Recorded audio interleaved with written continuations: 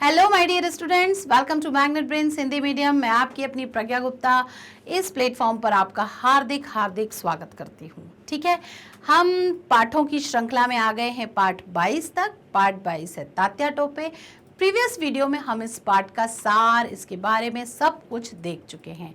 तो मैंने आपसे कहा था कि प्रश्न और उत्तर में आप मेरा साथ देंगे, मैं प्रश्न पूछूंगी, जवाब आप देंगे। तो शुरू करते हैं इस सिलसिले को कि क्या पूछ रहे हैं ये प्रश्न हमसे। तो पाठों की श्रृंखला में यहाँ देखिए, पहला प्रश्न है तात्या टोपे का जन्म कब और कहाँ हुआ था। तो ये बहुत आसान सा सवाल है, फटाफट से आप इसका जवाब दे दीजिए। जब तक मैंने दिखा दिया है आपको यहाँ पर उत्तर, तो आप इसे भी पढ़ सकते हैं और इसको पढ़कर भी जवाब दे सकते हैं, क्योंकि ये आपके सीखने के लिए ही यहाँ पर दिखाया जा रहा है। तात्या टोपे का जन्म महाराष्ट्र में नासिक के निकट पटौदी जिले के येवाली नामक गांव में सन 1814 में हुआ था। एक वाक्य में बहुत सारी चीजें हैं, तोड़ तोड़कर इसको पढ़ लीजिए। सबसे पहले देखिए, जब भी हम कोई चीज एड्रेस देखते हैं तो सबसे पहले होता है गांव या कस्बा, वो आता है किसी तहसील या प्रदेश में, प्रदेश आता है फिर किसी देश में। तो इस तरीके से आप इसको जिले के बाद फिर प्रदेश और प्रदेश के बाद फिर राष्ट्र, ऐसे आप पढ़ सकते हैं। तो सबसे पहले देखिए, गांव कौन सा था? ये वाले नामक गांव था। ठीक है, गांव कहां पर था? पटौदी जिले में था। अब वो जिला कहाँ था? महाराष्ट्र में नासिक के निकट था। तो अब आ गए हैं हम महाराष्ट्र तक। ठीक है, उल्टा करके फटाफट याद कर लीजिए। महाराष्ट्र में नासिक के निकट पटौदी जिले के ये वाली नामक गांव में। भाई तो ऐसे करेंगे ना तो फटाफट से ये याद हो जाएगा। तो 1814 में हुआ था। तो जल्दी से सोचकर बताइए फटाफट से कि याद हुआ कि नहीं, है ना। तो इस तरीके से आप अपने याद कर लीजिए तो जल्दी हो जाएगा। तात्या टोपे एक योग्य सेना नायक थे। सेना नायक यानी टीम लीडर, उनकी जो सेना होती है उसका सबसे प्रमुख नायक जो होता है वो सेना नायक कहलाता है। संक्षेप में लिखिए, तात्या टोपे एक योग्य सेना नायक हैं थे। संक्षेप में लिखिए कैसे थे वो सेना नायक, कैसे बने, क्या किया, वो हम यहाँ पर लिख रहे हैं। तात्या को पहली बार सेना नायक के रूप में अपनी योग्यता के प्रदर्शन का मौका वर्ष 1857 में मिला था, यानी भारत की सबसे पहली क्रांति के दौरान। तब उन्होंने कानपुर छावनी में अंग्रेजी फौज का जो हमला बोला, उन पर, अंग्रेजी फौज पर, और सैन्य अधिकारी व्हीलर को आत्मसमर्पण करना पड़ा। ये उनका पहला हमला था जिसमें उनको सफलता मिली थी। वह अपनी कुशलता और बहादुरी के बल पर पहले स्वतंत्रता संग्राम में सबसे बड़ी लंबी अवधि तक, यानी कि 17 जुलाई 1857 से 8 अप्रैल 1859 तक लगातार डटे रहे, यानी कंटिन्यू 2 साल तक जो इनका युद्ध जो था उसमें ये भाग लेते रहे। एक्टिव पार्टिसिपेशन जिसे कह सकते हैं। विश्व के सर्वश्रेष्ठ गोरिल्ला युद्ध के सेना नायक के रूप में इन्हें प्रसिद्धि प्राप्त है। तो इस प्रकार तात्या टोपे एक योग्य सेना नायक हैं। ये हमने इस प्रकार ये उत्तर यहाँ पर लिखकर बता दिया कि इन गुणों के कारण वे एक योग्य सेना नायक कहलाते हैं। देखिए, अभी उत्तर भी आपको ऐसा लग रहा होगा कि बहुत बड़ा है, बहुत कठिन है।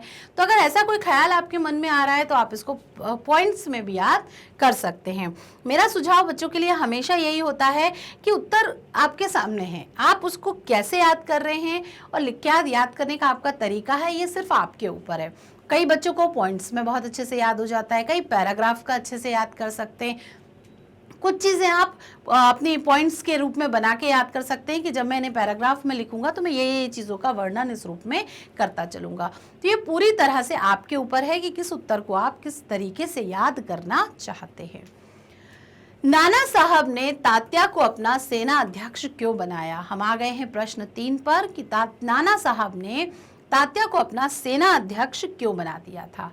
उत्तर है, जुलाई 1857 में अंग्रेजी सेना ने कानपुर में धावा बोल दिया। बात यहीं पर से धीरे धीरे शुरू करें कि जब अंग्रेजी सेना ने कानपुर में धावा बोल दिया यानी हमला कर दिया। माना की सेना और अंग्रेजी सेना में भीषण युद्ध हुआ, उन दोनों सेनाओं में बहुत भीषण युद्ध हुआ, लेकिन अंततः विजय जो है वो अंग्रेजों को मिल गई। इस पराजय के बाद नाना साहब ने सोचा कि अपने इस पूर्व सेनाध्यक्ष को हटाकर तात्या को यहाँ पर सेनाध्यक्ष बना दिया जाए और उन्होंने बना दिया। सेनाध्यक्ष को बदलने से क्या हुआ होगा? नया सेनाध्यक्ष, नई स्ट्रैटेजी, नई रणनीतियां, नई प्लानिंग के साथ जब इन्होंने युद्ध किया, और ये ऑलरेडी एक युद्ध जीत चुके थे, तो इनका जो उस समय इंप्रेशन कहिए या ये कहिए प्रभाव था जो, वो बहुत ही अच्छा था। तो उनको हटाकर यहाँ पर इनको नियुक्त कर दिया गया। ठीक है, समझ में आ गया होगा यहाँ पर उत्तर। अगले प्रश्न की तरफ चलते हैं। झांसी की रानी की सहायता के लिए उनके करीब पहुंचकर भी तात्या को वहां से क्यों हटना पड़ा? वो झांसी की रानी की हेल्प के लिए पहुंच गए थे, लेकिन उनको वहां से जाना पड़ गया, क्यों? तात्या 20,000 सैनिकों की विशाल फौज के साथ रानी लक्ष्मीबाई की सहायता के लिए झांसी के निकट पहुंच गए थे, लेकिन तभी सूचना मिली कि ह्यूरोज विशाल अंग्रेजी सेना के साथ वहां आ धमका है, यानी इनसे भी ज्यादा सैनिक लेकर आ धमका है। इस युद्ध में अंग्रेजों के अच्छे तोपखाने के कारण तात्या की सेना को पीछे हटना पड़ा। मैंने आपको बीच में भी एक बार बताया था कि जो अंग्रेजों की सेना थी, उनके पास सोर्सेज बहुत थे, हथियार बहुत अच्छे थे, वेपन्स बहुत अच्छे थे, टेक्नोलॉजी भी थोड़ी थोड़ी उनके पास हमसे तो बेटर थी। तो इन सारी चीज़ों का हमें नुकसान ये हुआ कि हम पीछे रह गए, और उन्हें फ़ायदा क्या हुआ कि वो जिस तरीके के जो भी हमले होते थे उसमें वो अक्सर जीत जाया करते थे। ठीक है, अब यहाँ पर भी देखिए जो कारण है युद्ध का वो वही है। 20,000 सैनिकों के साथ ये युद्ध कर रहे थे, मगर ह्यूरोज उससे भी ज़्यादा सैनिक लेकर आ गया।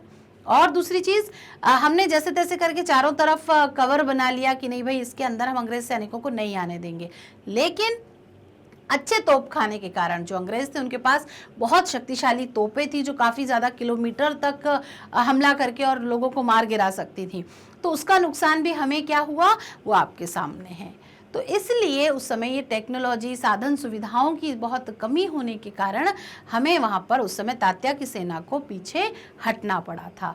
तो ये वहाँ पर कारण है कि वो मदद करने तो गए थे, लेकिन कहीं ना कहीं जो अंग्रेज सेना थी वो हमसे ज़्यादा सोर्सेस से वहाँ पर आ गई थी, इसलिए हमें पीछे हटना पड़ा। तात्या टोपे गोरिल्ला युद्ध में विश्व स्तर के सेना नायक थे। इस पक्ष में अपने विचार लिखे। विश्व स्तर पर उन्होंने लड़ाई लड़ी, क्या था, क्यों था, क्या किया, वो यहाँ पर देखिए। भारत के सबसे पहले स्वतंत्रता संग्राम में तात्या अपनी कुशलता और बहादुरी के बल पर सबसे लंबी अवधि यानी कि 17 जुलाई 1857 से और अपनी गिरफ्तारी होने तक, यानी जब तक कि वो अरेस्ट ही नहीं कर लिए गए तब तक, अर्थात 8 अप्रैल 1859 तक अंग्रेजों की नाक में दम करते रहे। नाक में दम करने का मतलब है कभी यहाँ से युद्ध कर दिया, कभी वहाँ से युद्ध कर दिया, कभी वहाँ से हमला।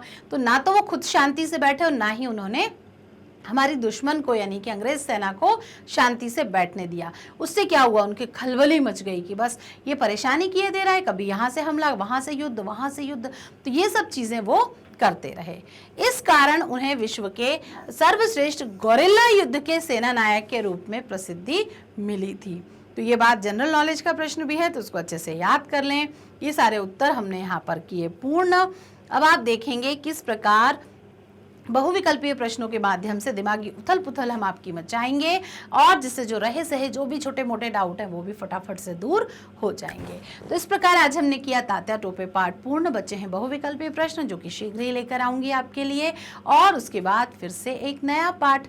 नए पाठ के पहले कुछ ज़रूरी बातें जो कि हैं मैग्नेट ब्रेन्स के बारे में। जिस प्लेटफॉर्म पर आप इस समय हैं, जो वीडियो आप देख रहे हैं, ये पूरी तरह आपको एक एक चीज़ सही सही सिखाने के लिए है। यहाँ पर पूर्ण शुद्धता और कंटेंट जो है वो एकदम प्योर आपको दिया जाता है। इसमें जो सच्चाई है, जो स्पष्टता है, वो एकदम से पूरी पूर्ण निष्ठा के साथ यहाँ पर आप बच्चों के लिए समर्पित की जा रही है।